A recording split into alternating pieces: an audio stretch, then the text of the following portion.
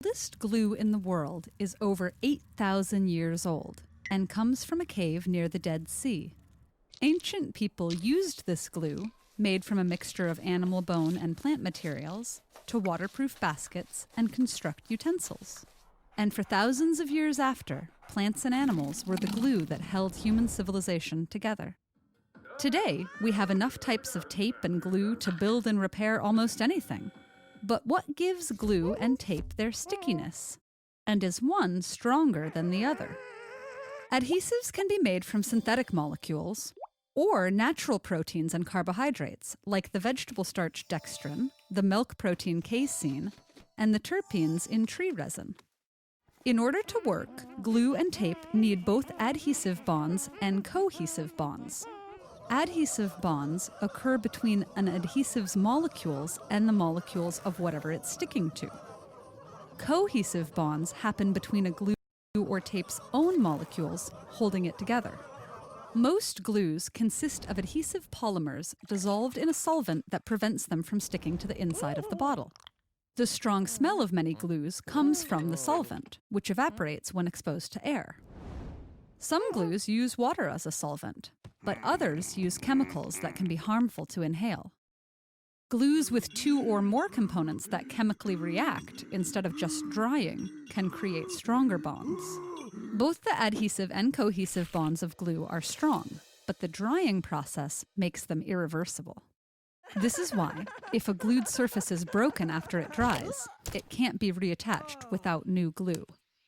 By contrast, when tape is applied to a surface, it forms weaker, reversible bonds, so you can peel a piece of tape off a surface and use it again. These weak bonds, called van der Waals forces, can occur between any two materials, but only if they're extremely close together, closer than the naked eye can see.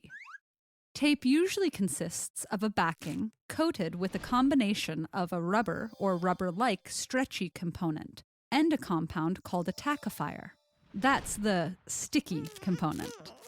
A tape's stickiness is determined by the proportion of elastic component and tackifier, the thickness of adhesive spread onto the backing, and the type of backing material. No chemical reaction occurs when tape is pressed onto a surface.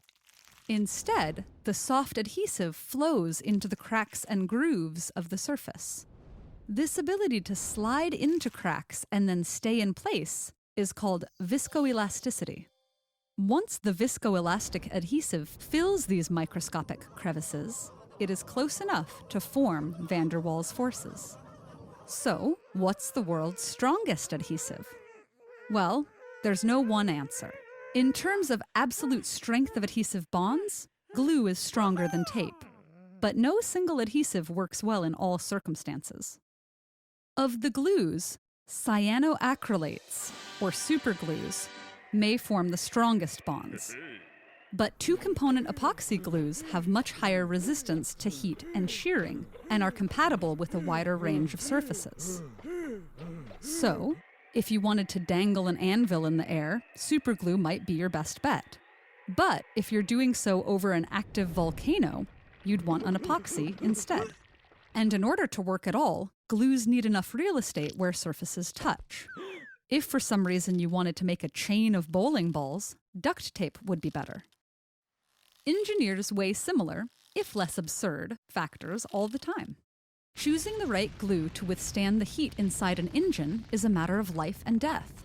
And though the strength of duct tape's adhesive bonds can't compete with those of epoxy glues, tape does have the advantage of instantaneous stickiness in an emergency. Glue may be necessary to get a rocket to space, but when it comes to extraterrestrial repairs, stick to duct tape. Liquid glues don't work in zero gravity. If you enjoyed this lesson, stick with us by contributing to our Patreon campaign. Or you can check out more fascinating inventions from the course of human history with this playlist.